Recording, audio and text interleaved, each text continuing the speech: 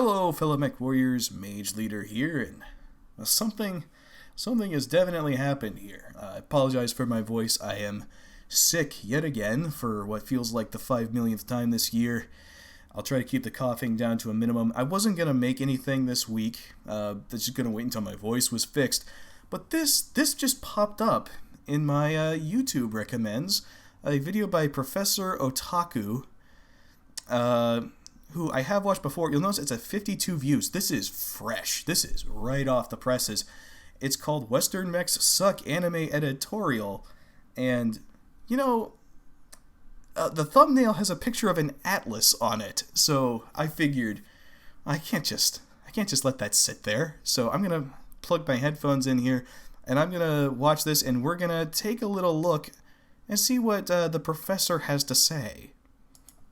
Now, I have no idea what to expect here. I know that I've disagreed with this guy before. His video on G Gundam was fairly cringe in my opinion, but we'll see what's up. We'll give him a fair shake. Got some Final Fantasy VI music in the background.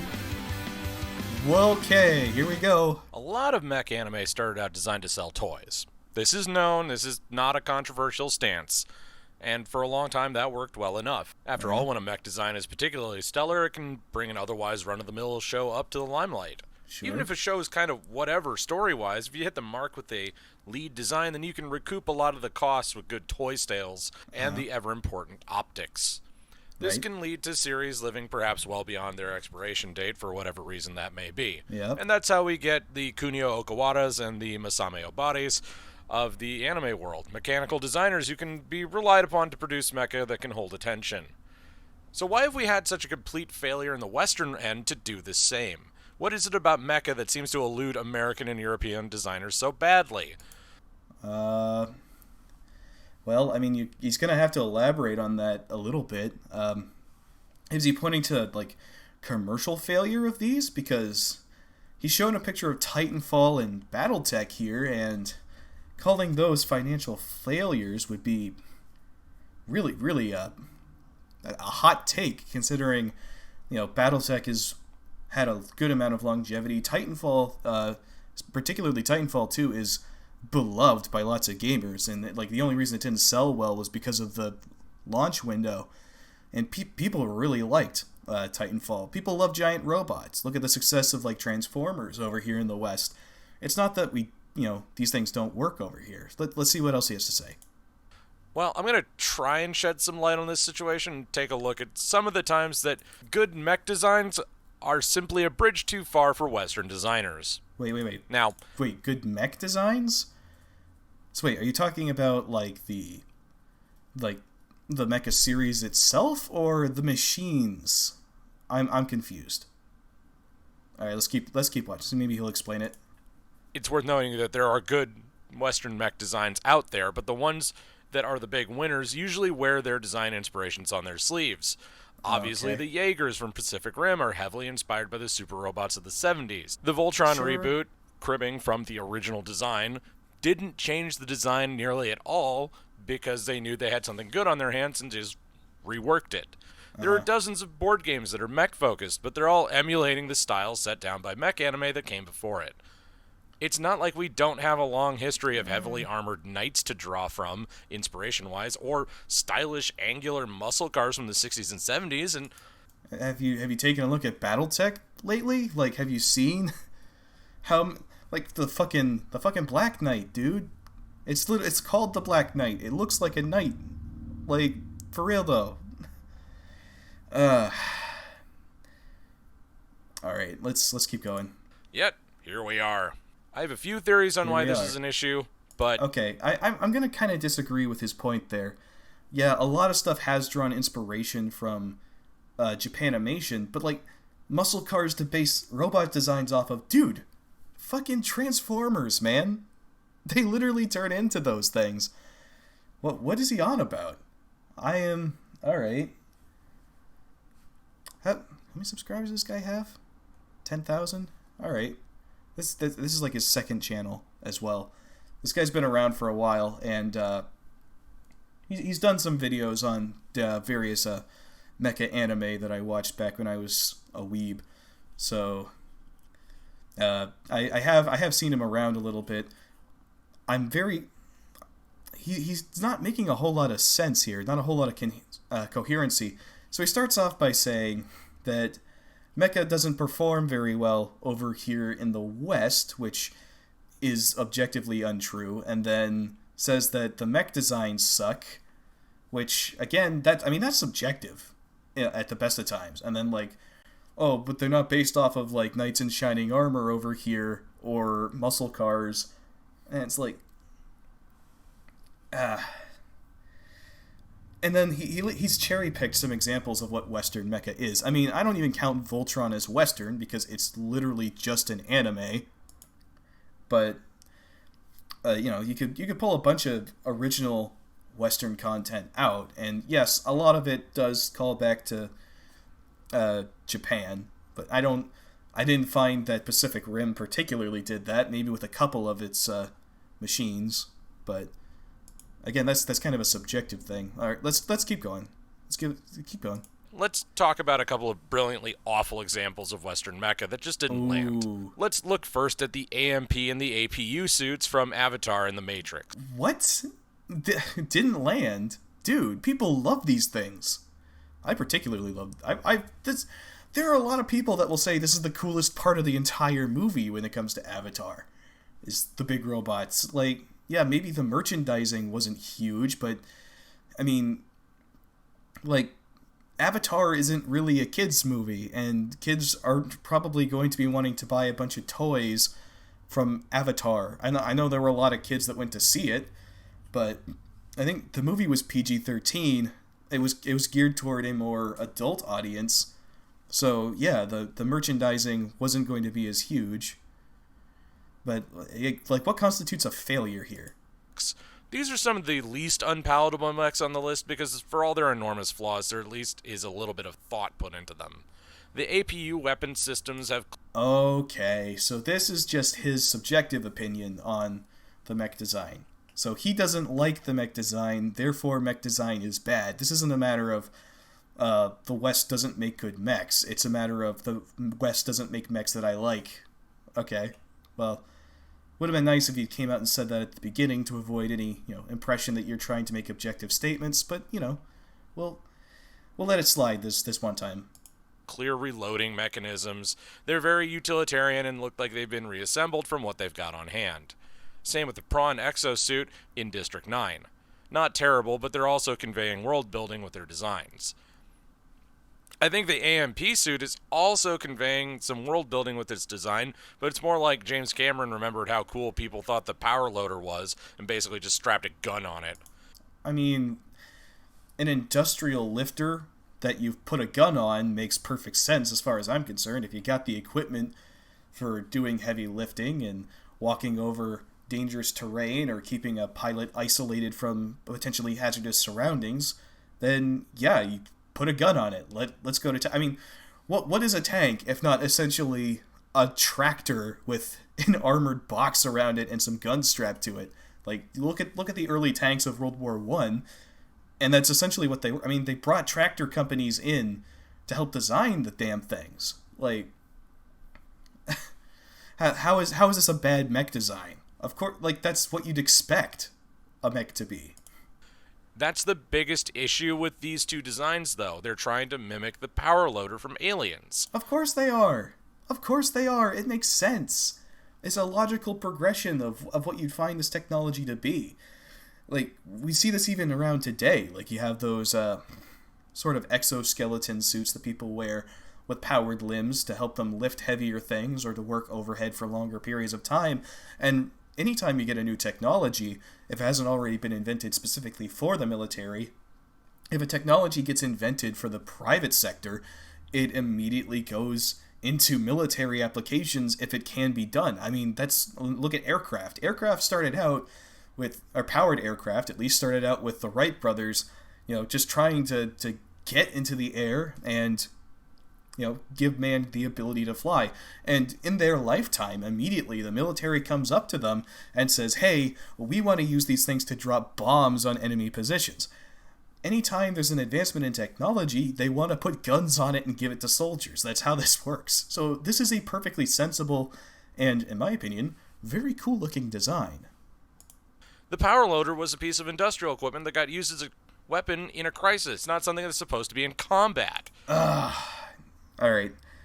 That's just the same thing that I just said, It's, yes, and it did pretty well, didn't it?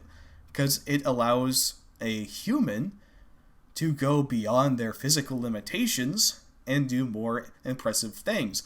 That's going to give you an advantage in a combat situation. So yeah, if you put a gun on it, and you give it the ability to, rip up trees and knock them out of the way and move boulders around and walk on more difficult terrain, then yeah, you're going to have an advantage over regular foot soldiers. It just makes sense, assuming you already have this technology to start with. So when you take the open cockpit layout and have a squishy human protected by nothing more than glass at best, the design looks flimsy and fragile. Glass at best. I mean, he's aware of shatterproof glass and ballistic glass and things that can deflect small arms fire, right?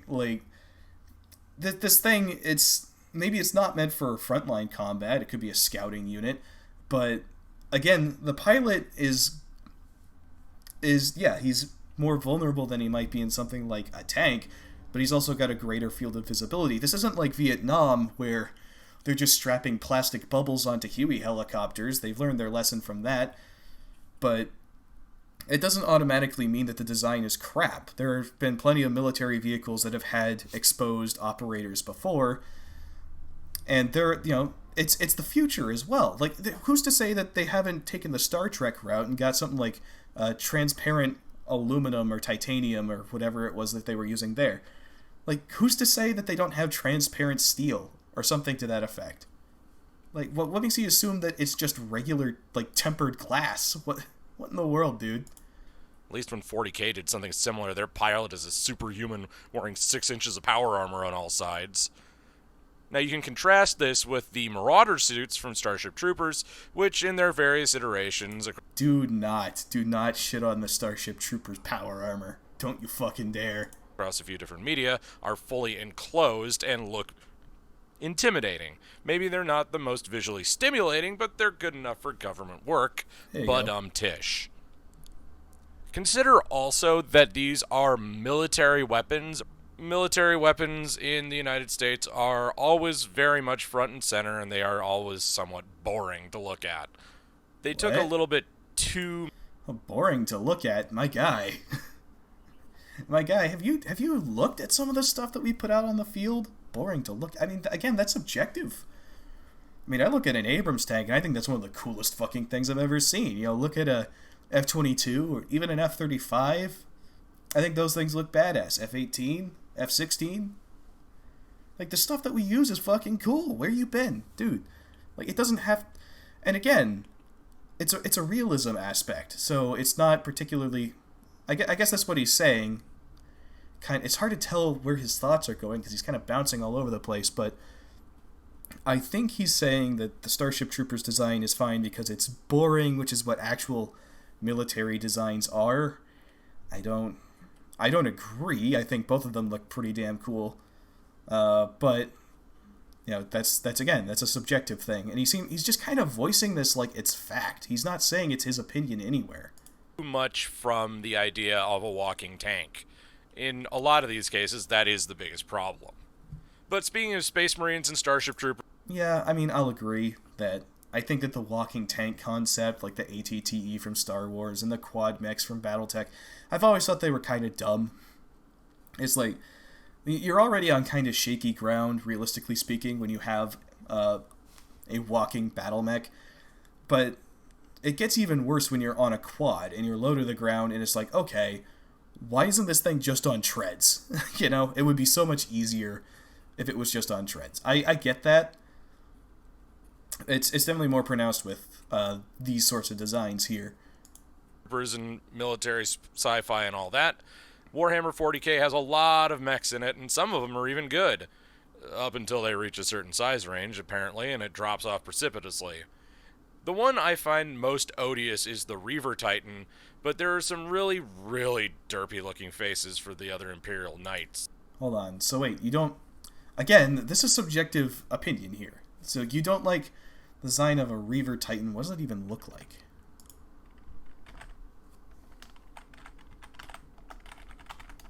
Reaver Titan 40k. What does that even look like? I'm not as familiar. Oh, this thing? You don't like how this looks? Dude, this thing is badass. Look at that. Bro, like this is in peak 40k right here.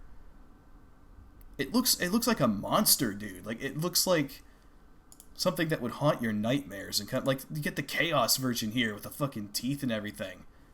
Dude, these things are badass. This is another to each their own type of thing.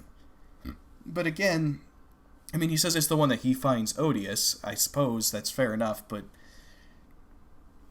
it's not a statement on the quality of Western mech design. It's just different. And the Reaver Titan's a classic for a reason. People love it. The Warlord Titan is hulking but looks intimidating with its stooped shoulders laden down by city-ending weaponry. The Warhounds are ferocious and somewhat feral-looking. Even the more ridiculously huge ones are awe-inspiring by dint of sheer weaponry and immensity. And then there's that ugly duckling, the Reaver Titan. It's got this weird bucktooth face, this squished head, and bucktooth? Alright, fine. I think it's more like fanged, but whatever. Frankly, it looks like a half-transformed Decepticon discarded on a toy chest. Almost all the Marine Dreadnoughts are winners. The Tau... Okay, well, alright. But that's... I can see his reasoning, at least. I still think this thing looks really fucking cool, but half-transformed Decepticon, I can kind of see it, so I'll let that one slide. Alright, that was funny. You got me. Crisis suits are visually engaging. Even the Adeptus Mechanicus robots have a great design aesthetic. Oh, man. Okay, so he likes the Tau suits. Yeah, because they're mimicking anime, like most everything else in the Tau Empire. So, yeah, of course you like... And to be fair, I like the Tau Empire, too. Like, that's an unpopular opinion in 40k circles. I played Tau for a while. I thought they were cool. And I like the Crisis suit. I like the Ghost Keel. And, I mean, there's no denying that the Mechanicus has super badass robots that look like they stepped out of the, the Buck Rogers era. So what's the excuse for the Reaver Titan? But as bad as I think the Reaver looks, it's not as big of a mess as the Eldari Warwalker. Again, I think that looks cool. Like, you complain about the exposed pilot. He's wearing armor as well, so not really an issue. It's got the glass there. That's another shield. It's not, a bullet isn't going to pierce right through that. It probably can diffuse lasers as well. And sure, like there's heavy weaponry in 40k that can punch right through it, but that's a problem with literally any armor system in 40k because the weapons are so ridiculously powerful. But I mean, this looks like a fantasy technology walker. Like it looks like it's powered by magic, which is what it's supposed to be, and I think it looks awesome. It's always that damn open cockpit with these Western mech designs, I tell you. Yep, there he goes again. The open cockpit. And it's not a thing just for Western mech design. Tons of them have enclosed armored cockpits, like Titanfall. Or you have a Battletech as well, where the cockpit is at least in a difficult-to-reach position and has armored, transparent armor around the cockpit. It's not something you can just punch a hole in super easily. Oh, yeah.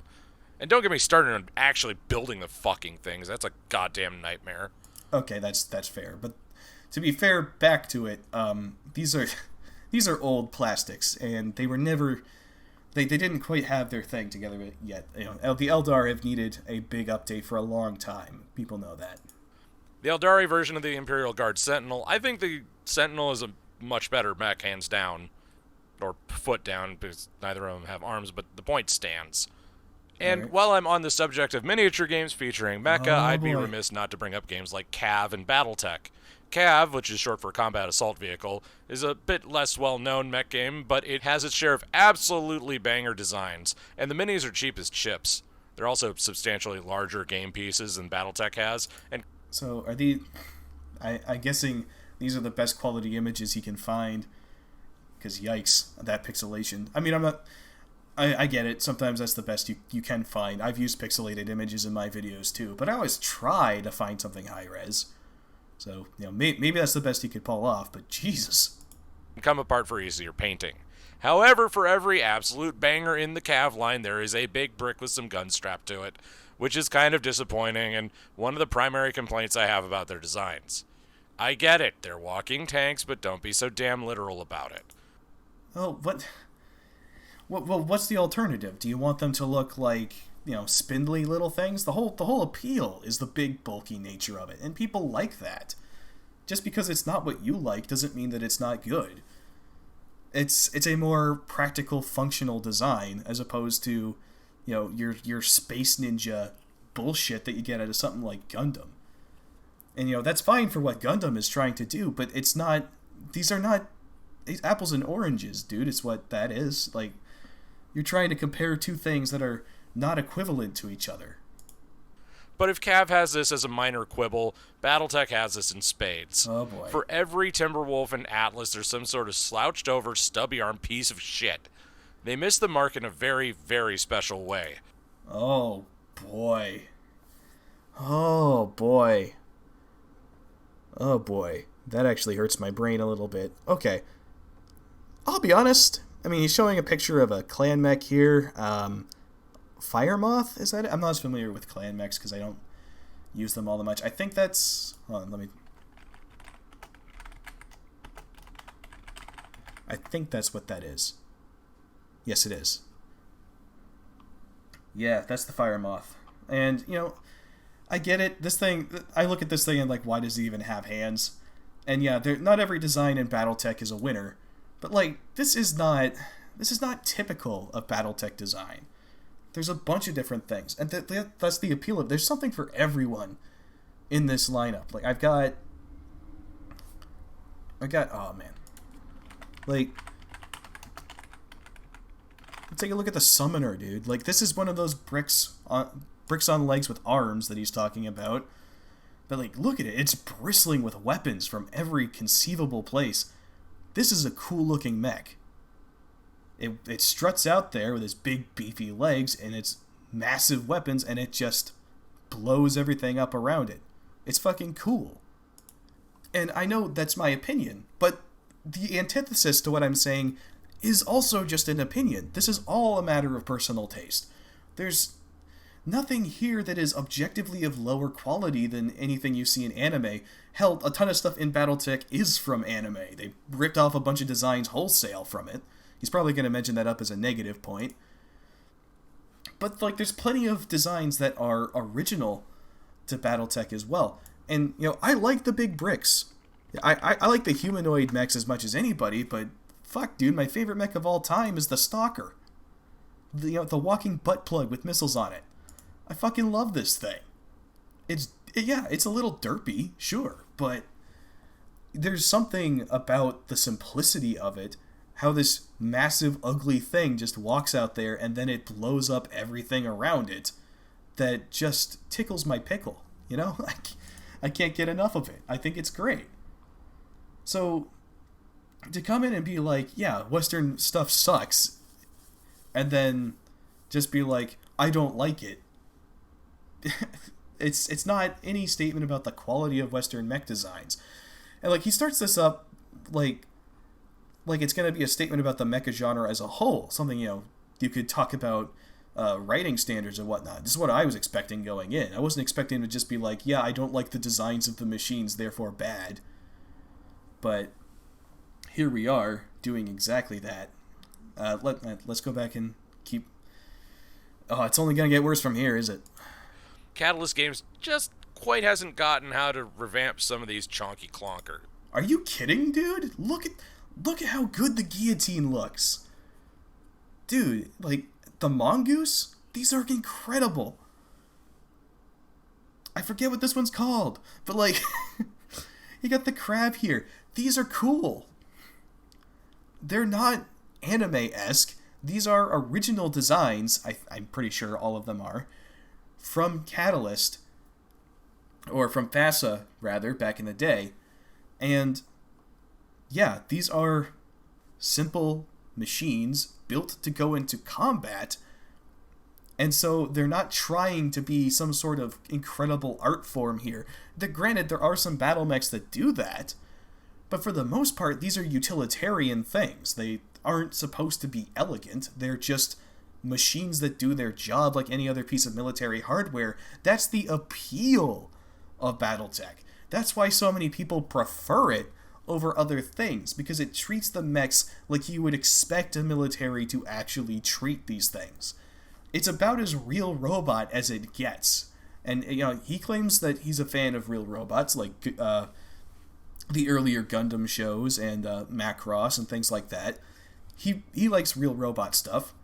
It doesn't get any more real robot than just strapping something with guns onto a pair of legs and using it to bash your enemy's brains in the simplest, most cost-effective way possible. This is what military mechs probably would look like. They're not going to be made into some fancy pants nonsense that serves no practical purpose. Because at the end of the day, it's a logistics thing. They have, budgets to maintain and all that. Anyway, let's keep going. Now, most of the issues here are, again, the walking brick problem. Okay, well, you're showing a trebuchet. That's not really a walking brick, but, you've got a long bow and oh wait, no, that's the guillotine, isn't it? Was the last one an awesome and I've just been stupid this whole time? No. What is that? My brain isn't working today. Anyway, so we got the walking brick here of the stalker and the long bow. The trebuchet, that's another humanoid machine. But what are you expecting these to look like exactly? What would be your preferred mech design? Because that's the thing. He's said a lot of what's bad, but he hasn't said what a good design would be, which is very odd. Because earlier in the video, he praised Starship Troopers for having simplistic utilitarian mech designs that aren't particularly interesting to look at, but are functional. And then he comes over to Battletech and says that the exact same thing is bad. I don't know where you are, dude. Or they look like somebody's napkin drawing of a mech getting a full workup. To be fair, a lot of them were. A lot of them were. A bunch of them were sketched together in a hurry, and they've had to try and update them. The Stalker's one of the OGs here. But, not all of them fell into that trap, and a bunch of them have escaped. And I think that they've done a good job of updating a lot of these to make them look cool. Look at the modern Highlander. Let's pull it up here. Look at... God damn it, tiny images. There we go. Yeah, get a look at that thing. Dude, that's about as cool as it looks. You can't ask for a better looking mech than that. It's actually possibly my favorite, aesthetically speaking. I love the Highlander. This thing is just badass on so many levels. And you look at what the modern miniature looks like. I don't see it here. I've got one sitting nearby on my shelf, but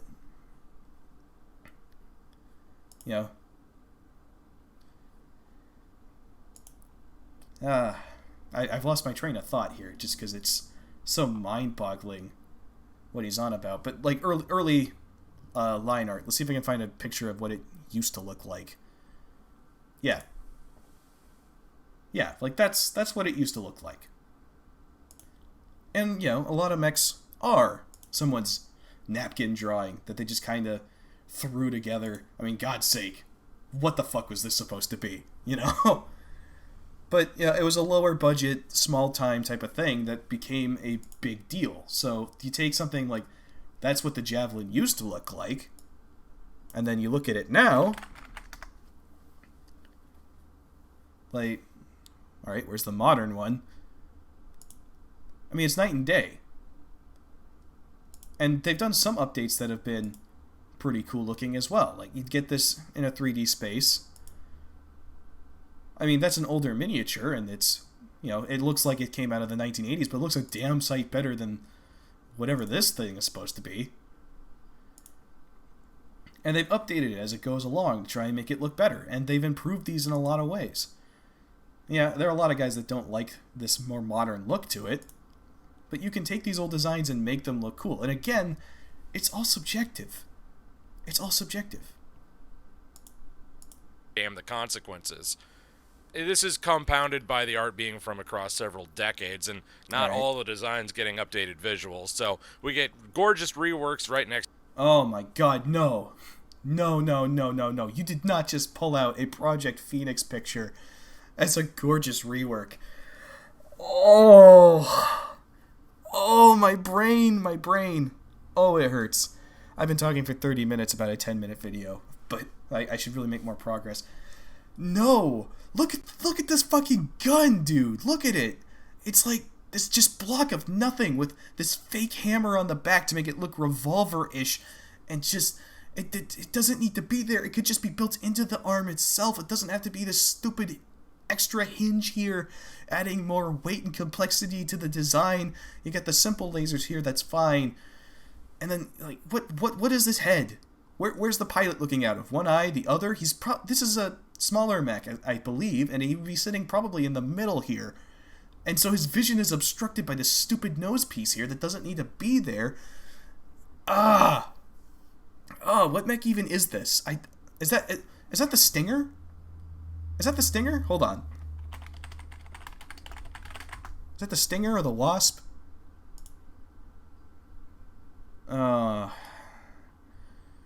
I know one of I think that's one of the Macross designs that they updated. Let's just take a look at Project Phoenix.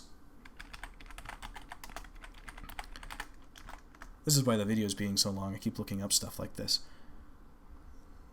That might not be a Project Phoenix design either, but I mean, for God's sake, this is the type of shit that we got.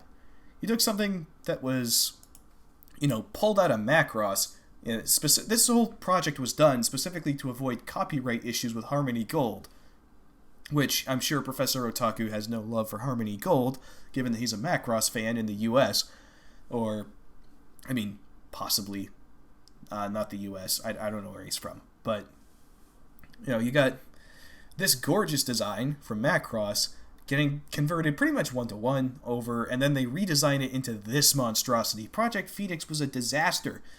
This thing that you're showing here was supposed to be one of the Macross designs. It's supposed to be this. You think that's an improvement? And again, I could be wrong. That might not be the Stinger. I think that's supposed to be the Stinger. Or the Wasp. Is that the Wasp?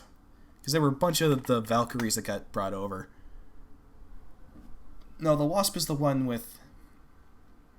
Yeah, no, I think that's supposed to be a Stinger.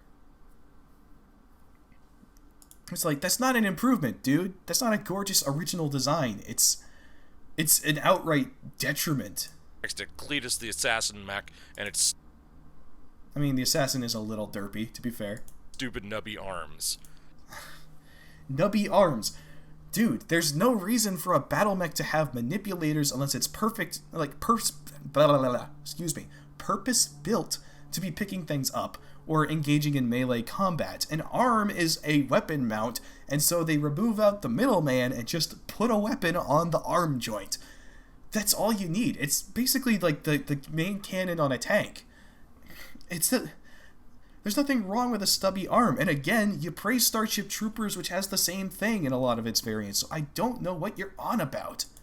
Of course, the real winners here are the mechs that they lifted wholesale from Dugram and Macross, but... I mean, to be fair, those are my favorites too, but I reiterate, the Highlander. What you gonna do? And now we reach back through the mists of time to Robot Jocks, to a mech that holds a special place in my heart for being both extremely impressive visually and also bloody goddamned awful. Yes, what? Achilles is a special, one-of-a-kind robot, but that hasn't saved it from a lot of very questionable design choices. Right. There's one big thing about Western mecha in general, and it's that people designing the mechs are never satisfied because it works because we say it works. Neural inputs, levers and pulleys, full body motion detectors, all the above. I mean, anime is just as guilty of that if you actually consider that to be a downside. I mean, I don't see that as any sort of problem. Maybe we like having things explained, technologically. We like seeing the switches and the pulleys. It's a part of sci-fi, is kind of explaining how... Whoops, dropped something. It's explaining how things work in your universe. That's just part of how sci-fi is. And Western mecha is... I mean, if you're doing mecha, you're doing sci-fi. You should have some sort of explanation, or at the very least, a little bit of world building to show how something is supposed to function. And it doesn't necessarily have to make perfect sense, but it at least needs to ground it in your setting and work off of a set of consistent rules within your setting. Now, we could talk about how Japan does it, where a lot of times a mech will just pull a new superpower out of its ass because it never established, how something works to begin with, so it can be whatever. I mean, take a look at Gundam 00, for example, where, every few episodes, the GN drive does something new, and the GN particles have some new capability, and they can do this now, and they can make the mech super powerful now for no apparent reason. How does it work? I don't fucking know. And it takes all the tension out of the show, because anytime it looks like they're about to lose, some new superpower just sprouts up, and they just win again. That's one of my biggest problems with that particular show. That's not something that you have in a lot of Western mecha. And again, it's different taste. Like, some people like having that more grounded feel to the mechs. You don't. That doesn't mean that it's worse. It just means that it's different. All of the time that you put into talking about that takes away from the work as a whole, with the exception of Pacific Rim, because drift compatibility is fully integrated into that story. Oh my god. So world building and establishing how certain pieces of technology work takes away from the storytelling. That is a mind-boggling take. So I guess, we don't need to know, that using a las gun on the shields in Dune causes a massive explosion that usually kills everybody around. It's not like that's needed to explain why people are using swords. It's not like that's needed to explain those explosions that happen throughout the story. That information isn't necessary, and it detracts from it. It's not like they use it in the plot to build tension.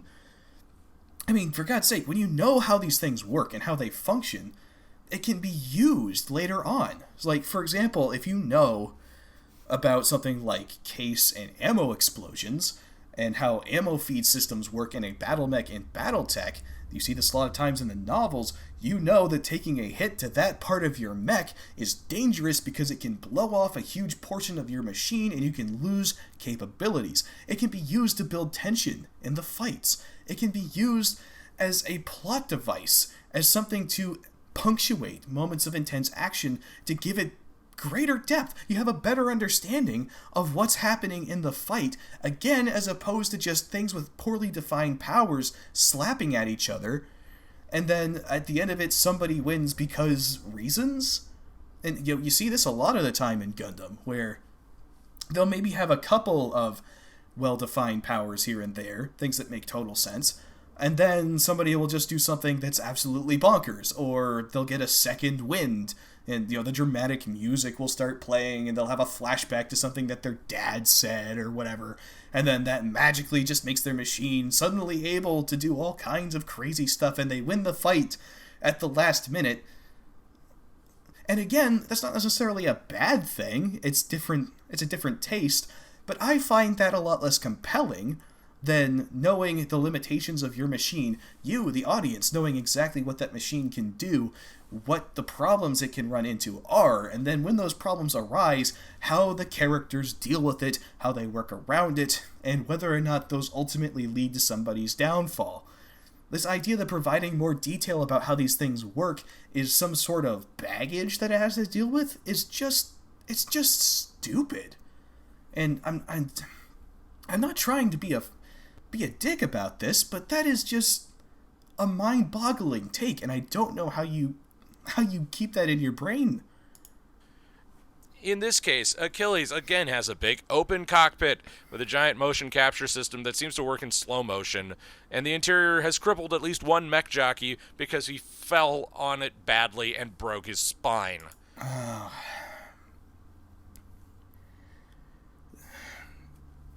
Okay. But keep in mind, this is not a universe where they have all kinds of advanced sensors and sophisticated camera arrays in order to feed information directly to a pilot that's fully enclosed. The reason that the cockpit is open is for visibility, so that the pilot can see what he's doing. There's a reason why, if you look at something like, say, the F-22 Raptor, you see this big bubble canopy. It's to provide maximum visibility and situational awareness to the operator. It's a different design philosophy. So the reason that it's open on something like, the robots in Mechs, it's so that the pilot can see what he's doing. If you put everything internal and have him relying entirely on cameras, that's a potential weak point, because those can be disabled either through weapons fire or electronic interference, and then he's blind and unable to continue the fight. So it's not necessarily a problem in the design. It's not a silver bullet to kill your mech design just because the cockpit is open. It's just a different design philosophy. Add that to the same slouched over, low slung head, and it's just hard to really track what's going on with it. I guess easily discernible anatomy is kind of a sticking point for me now. But yeah, the mech seems underpowered and undergunned for what it's supposed to be doing. I don't really understand the anatomy angle. Like, do you want a mech that's super easy to pick out all of its parts when you're going into a combat situation so that they can be more easily targeted? That seems like a bit of an issue. But whatever. It's a small point. But at the same time, it looks pretty good in motion for a movie as old as it is. But it is definitely feeling that age. It's a low budget. Is it low budget? I don't know. I've seen Mech Jocks once. I don't know if it's actually low budget. I always assumed that it was because it looks like it. I think they did really good with what they had, and you got to consider the time period that it came out. I think it did a really good job for what they had on hand, and a lot of it just comes down to the era. It fits the vibe of when it came out. I think that's, you judge a product of its time by the time it was in. Now, a movie that has no excuses for what its mech design, if you can call it that, is the 27 remake of Power Rangers. Okay, I think we can find some common ground here, because good lord. I mean, I've never found Power Ranger stuff to be particularly great anyway, but I think it's fair to point out, if I'm not mistaken, the Power Zord, in its original form anyway, comes from Japan. Sadly enough, the film was decent, if a little all over the place, and the design elements that they included and decided on overall weren't unforgivably bad, but that god-awful Megazord design hit every possible fucking problem with it. None of the original design elements were present. The combiner aspect was barely considered or visible, and I will totally agree. I think that the Power Zord in this movie is absolutely dog shit and hideous. But I think that most audiences found it to be such. This isn't something that people are holding up as a paragon of Western mech design. This thing's just a dumpster fire along the lines of the Michael Bay Transformers. I know I'm not the first person to say this, but it looked like a goddamn Bayformer. Yeah, exactly. It's. I think they were trying to capitalize on the aesthetic that was in those Michael Bay movies, and they assumed that if we just make the robots look like that, people will like it, not realizing that the hideousness of the Bayformers is one of the biggest reasons why people hate the Bay movies. Original Zyuranger Daijujin had really particular and recognizable armor and elements to it with a strong color scheme and iconic weaponry. Yeah, I mean, that's fair. That's perfectly fair. It's a decent looking mech design. But, like, you want to talk about some big Hollywood studio chasing popular trends and act like that's indicative of typical Western mech design, I don't agree with that assessment. This thing was a pile of gray goo that formed itself into a person-like shape. True. If you're going to go that hard with the gray goo sort of direction, why not spend a chunk of the battle trying to learn how to reform weaponry and bulk up the armor, and then use that to bring it into an updated version of the original? That's not a bad take there. I mean, yeah, I can get behind that. That's not bad. That would have been a cool idea, and it would have made the film a lot more interesting. But I guess that would have taken away from the Krispy Kreme screen time, huh? Yeah. Yeah. Again, big corporate movie. Something that most audiences didn't actually like all that much. So I don't see that as indicative of what Western mech design is like. Ultimately, what screws up Western mecha design is the focus on the complete opposite things from the Japanese side. The designs Oh, Japanese, therefore better. Alright. are overly bulky, they have too many exposed moving parts, they spend too much time putting in... Hold on. Too bulky, too many exposed moving parts. I'm going to criticize... I don't find that to be a particular problem when it comes to mecha, because, again, not everything has to be perfectly realistic. But let's take a look. Let's take a look at this. Oh my, what is this? Is this pat labor? Oh, is this a bulky design with a bunch of exposed moving parts with nothing but a fabric sheet to protect them? Oh my. I mean, yeah, there was the ballistic armor you could put on top, but that was only equipped like in one of the movies as far as I remember, and most of the time they looked like this. Wow. Gee. Oh my. Or like we can look for things that are more combat oriented, because these are designed for taking down industrial machinery. So you could argue that it doesn't necessarily have to be exposed. I mean, if something has a buzzsaw on it, though, you probably wouldn't want it getting jammed into those parts. But there's some times where too much armor gets in the way and makes a design work less well. You can see this in like actual armor design as well for like people. And I don't agree that BattleTech or like a bunch of Western stuff has too many exposed moving parts. You look at BattleTech and everything is armored. And yeah, there's some exposed things, but that's mostly just so that they can still function as moving things. Like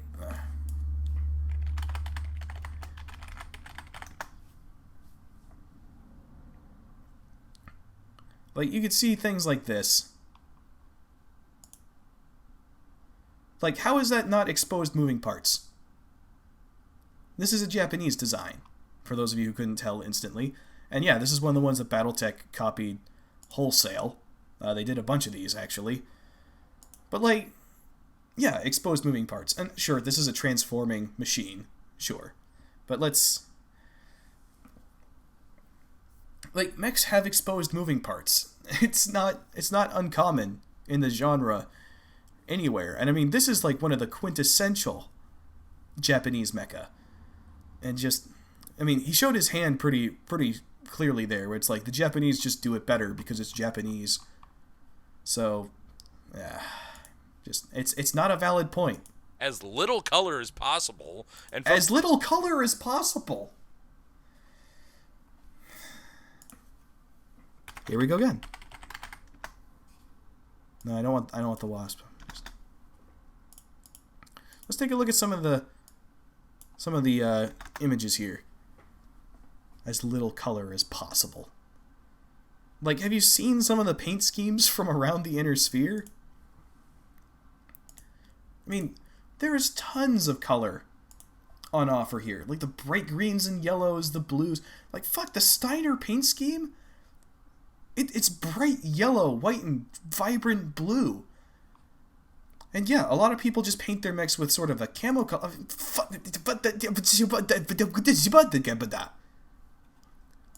Like, lack of color. What the fuck is he talking about? Again, not a valid point. There's plenty of color. It's just about how... Even the examples he showed, like from Mech Jocks, like, there's no need to make everything super bright and colorful all the time, but a lot of them do. A lot of them do. A lot of them do. This is official art, by the way, not even fan art. This is stuff that's appeared in the books that they do. There's plenty of color. Focusing on control systems rather than how it works within the confines of the story. I mean, those are the same thing you just said. How it works within the confines of the story, yeah, that's a lot of the mechanical detail in BattleTech. Again, it's just a little bit different. It's Real Robot at its peak. I don't know I don't know what you're on about here. We like to see how things work. That's not a bad thing. Even the most hard sci-fi anime remember to fully enclose their fucking pilots. No, they don't. There's plenty of them that have unarmored cockpits as well. Have you... Again, a lot of them come from... A lot of the Battletech stuff comes from anime. Like, Dougram has people getting shot and stomped on in their cockpits all the time. And Dougram is fucking awesome, by the way. If you haven't watched Dougram, you should, because it's good. I'm not even saying that anime is bad, but it's not objectively better. And no, they don't always enclose their pilots. Sometimes they're just as exposed. I mean, Jesus Christ. Again, take a look at the Ingram from Pat Labor. How well protected is the pilot in this thing? You want to know where the pilot is? They slide down in here. And half the time, they operate here, with their face clearly visible, through a glass screen. Oh, gee. Oh, no. They're not fully enclosed. They don't always rely on sensors, because sensors sometimes can get broken or fail. And so the pilot needs to still be able to see. A lot of times they just address that by having the pilot in a position where they can see, and they use the sensors to augment what... Look at this! Like, he's not enclosed at all. His face is outright just sitting there. It's not true. It's just an objectively false statement that he puts out there. Ultimately, the reason that Western mecha design has so many bumpy failures to it is because we know what quote-unquote military spec things should look like, because it's on... What? How is that a bad thing? How is that a bad thing? Again, like, failures by what? By your standards? Yeah, we like these. We think these are cool. There's nothing wrong with them. You just don't like it. That's all it is.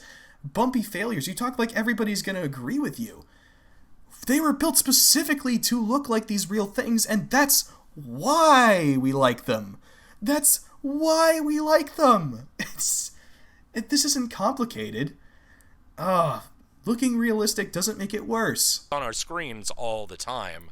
Japan had a little bit more fanciful ideas of it and probably wanted to stay away from heavily militarized things. Again, have you seen Dougram, my guy?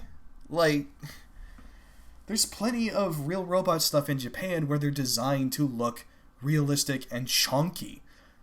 Now, Gundam doesn't tend to do that outside of some of its Xeon designs, but even like some of those do as well. You want some chunky boys? Take a look through some of Xeon's catalog and see for yourself, or look at the things that aren't Valkyries from Macross. Fuck, the longbow. Jesus Christ, he criticized the longbow earlier, where he says it's just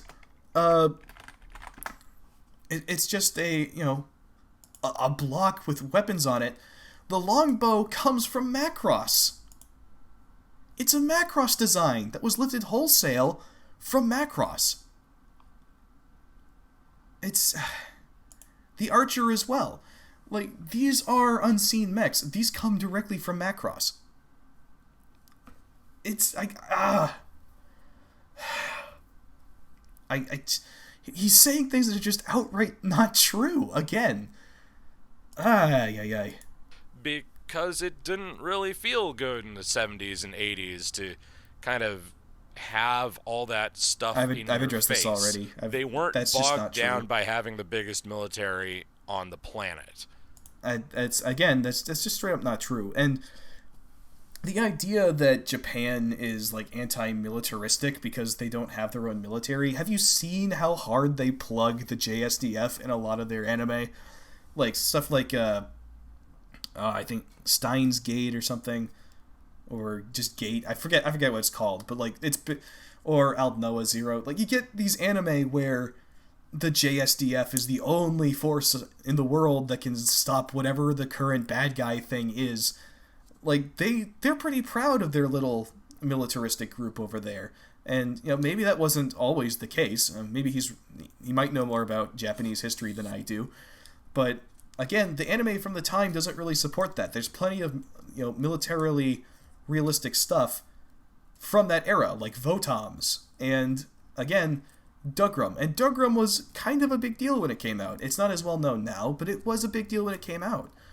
So, again, it's just saying things that aren't true.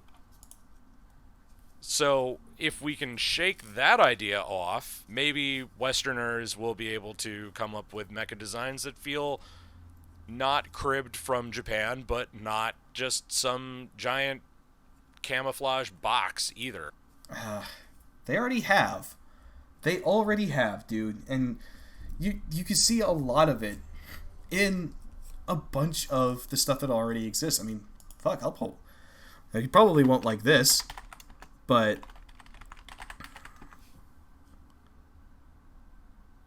shit, dude, like, look at the Warhawk. Look at that. That thing's badass. Yeah, hunched over, whatever. The cockpit's protected by an upper canopy, as well as an inner portion. Like, if he doesn't like this, then he's not gonna like anything. Or we could look at, the Direwolf, for example. I would argue these are designs that have already made it there. A lot of the clan stuff in particular, because the clans don't have a strict military approach to their mech design. Let's take a look at some of the other ones, some other clan mechs. It's just generic clan mech. Oops, Calm mech. Whoops. Yeah, there we go. The Locust. That's not a clan mech. Not the best drawing of it, but I'd say if you modernize that could easily be a winner. Yeah, we talked about the Summoner earlier, and I think, fuck, the Mad Cat, the Mad Dog. Oh, the Mad Dog. Dude. The Mad Dog's a fantastic looking design. Or you got this. I forget what this one's called. I'm not as big a guy on the clan mechs. I mean, you got the Cougar here as well. He's like, we gotta improve, but like, I don't think so. I think that we're doing a pretty good job. I think we've got some really good mech designs here that are just different from how Japan does it. We have a different design philosophy behind our stuff here, and it's not objectively worse or better than what Japan is doing. It's just what you prefer. And yeah, not every design is a winner. Like, the early Dragon looks stupid. I'll admit that. But there's plenty of others that have always been cool. I mean, we got a giant fucking teddy bear here with the Kodiak. There's plenty of good stuff if you look for it. But I feel like he's just cherry-picked things that he doesn't like, and just like, anime is better because I like it. But I hold out hope forever, perhaps to my own detriment, but who's to say? Anyway, as usual, thanks for watching, and we'll catch you on the next one. Alright. Well, oh boy.